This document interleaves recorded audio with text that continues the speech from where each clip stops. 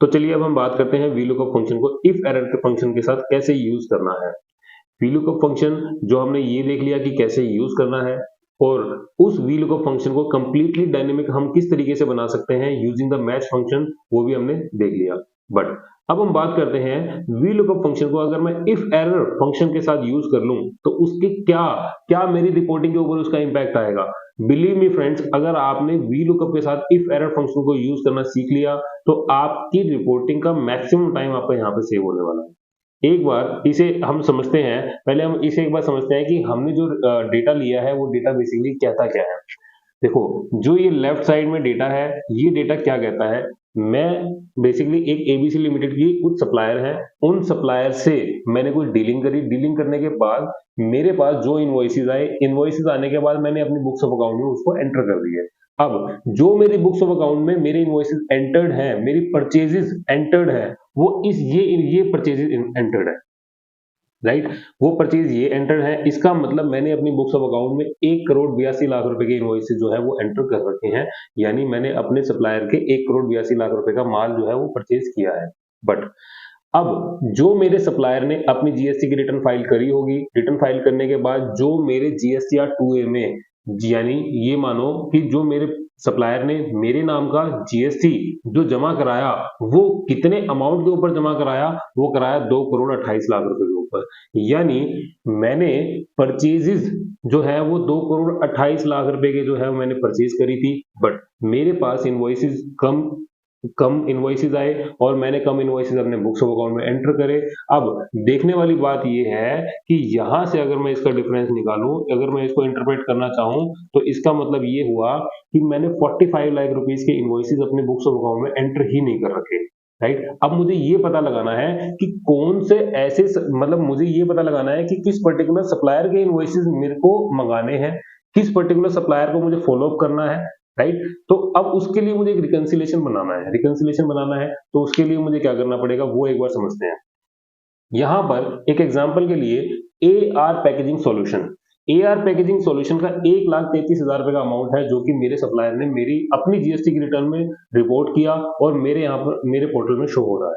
अब लेकिन यहाँ पर मैं अगर मैं इसे एज इट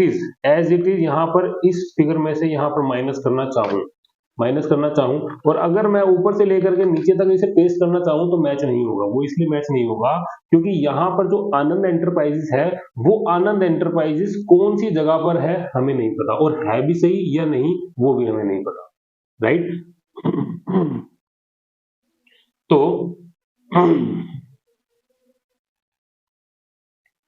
तो अब हमने क्या करना है,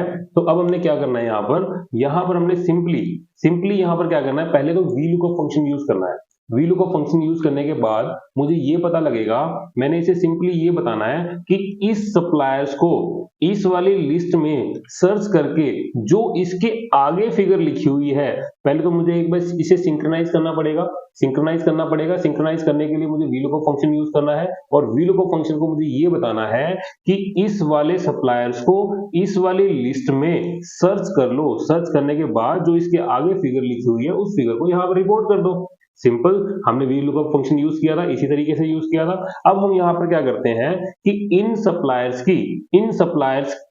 जो वैल्यू बुक्स की है वो मुझे यहाँ पर नोट करनी है। तो इसके लिए मुझे यहाँ पर VLOOKUP फंक्शन यूज करना है। VLOOKUP फंक्शन जैसे मैं यूज करूंगा, इसने मुझसे लुकअप वैल्यू मांगी, मैंने कहा जी इसे लुक फॉर करा दो, कोमा आपने इस वाली टेबल में लुक फॉर करा दो, कोमा इसे मैंने लॉक कर दिया, कोमा अब मैंने इसको बोला जी सेकंड कॉलम ऑफ इंडेक्स जो है आपका उसे लुक फॉर करा दो, कोमा 0 0 फॉर एग्जैक्ट मैच, मैंने एंटर करने के बाद अब जैसे ही मैंने इसे यहाँ पे डबल क्लिक करूंगा, सॉरी एक बार मैं इसे यहाँ पे हटा देता हूं और यहाँ पर डबल क्लिक कर दिया। डबल क्लिक करने के बाद अब आप देखेंगे इसने क्या किया, इस AR पैकेजिंग सॉल्यूशन को इस वाली लिस्ट में सर्च कर दिया। सर्च करने के बाद इसने ये बता दिया कि जी यहाँ पर इस लिस्ट में AR पैकेजिंग सॉल्यूशन के आगे 1,56,000 रुपए लिखा हुआ है, राइट। अब लिखा हुआ है तो मैं जब इसे डिफरेंस निकालने की कोशिश करूंगा तो डिफरेंस यहाँ तो निकल जाएगा, लेकिन इससे नीचे देखेंगे यहाँ नहीं निकलेगा, इसे नीचे देखेंगे यहाँ नहीं निकलेगा। अब मुझे क्या करना पड़ेगा, अब आप देखेंगे यहाँ पर जो भी यहाँ पर देखेंगे, क्योंकि इसे आनंद एंटरप्राइज उस वाली लिस्ट में मिला ही नहीं, क्योंकि आनंद एंटरप्राइज का मेरे पास कोई इनवॉइस नहीं आया होगा, तो मैंने अपनी बुक्स ऑफ अकाउंट में एंटर नहीं किया होगा, इसलिए मेरे बुक्स ऑफ अकाउंट में वो इनवॉइस नहीं आ रहा। अब नहीं आ रहा, जब VLOOKUP ने अपनी सर्चिंग कंप्लीट करी तो वहां पर उसे वो सर्च नहीं मिला, तो उसने उसको एरर डिक्लेयर कर दिया। एरर जब उसने डिक्लेयर किया, अब इस एरर हैंडलिंग के लिए मुझे क्या फंक्शन यूज करना है, इफ एरर। अब ये देखना कि ये जो इफ एरर होगा ये क्या रिजल्ट निकालेगा, यहां से देखना। अगर मैंने यहां पर इस VLOOKUP, लेट सपोज मैं यहां पर ये कहता हूं, यहां पर फंक्शन यूज किया इफ एरर, और यहां पर वैल्यू को मैंने इसे सिलेक्ट कर लिया, यानी अगर जिस सेल को मैं सिलेक्ट कर रहा हूं उसमें कोई भी एरर है कोमा, तो अगर वो एरर है तो आप उसे बताओ कि आपको क्या चाहिए, तो आप उसे बताओ कि आपको क्या चाहिए, राइट। तो अब आपको यहाँ पे डिक्लेयर करना है कि आपको इफ एरर हो जाए तो मुझे क्या चाहिए। मैंने कहा जी सिंपली 0 चाहिए। देखो, कोई भी इफ फंक्शन होंगे, इफ फंक्शन करने के बाद जब आपसे वो पूछेगा कि अब आपको क्या चाहिए,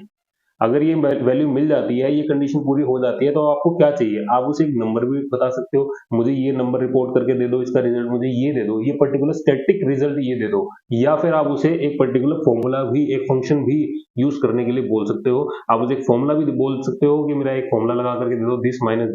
this plus this multiplied by this, इस तरीके से आप उसे बोल सकते हो। और उसके साथ साथ आप उसे फंक्शन भी यूज करने के लिए बोल सकते हो कि भैया अब मेरा इसके बाद VLOOKUP फंक्शन लगा दो, XLOOKUP लगा दो, HLOOKUP लगा दो, कोई भी एक फंक्शन लगा दो, राइट। इस तरीके से आप यहाँ पे क्या किया, मैंने यहाँ पे एंटर किया, ओके आ गया, राइट। अगर मैंने इस वाली एरर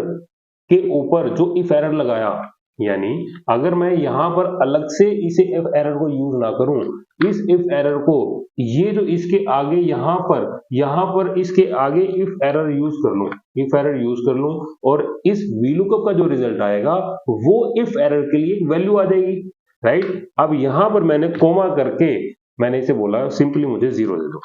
सिंपली मुझे 0 दे दो। अब मेरे यहाँ पे 0 आ गई, और इस यहाँ पर भी इस फॉर्मूले को मैंने यहाँ पेस्ट किया, और यहाँ से लेकर के यहाँ तक मैंने इसे पेस्ट कर दिया, सिंपल। अब सिंपल मैंने यहाँ पे ऊपर से लेकर नीचे तक का मैंने फॉर्मूला लगाया, सम का फॉर्मूला लगाया, और यहाँ पे डिफरेंस वाली शीट में मुझे यहाँ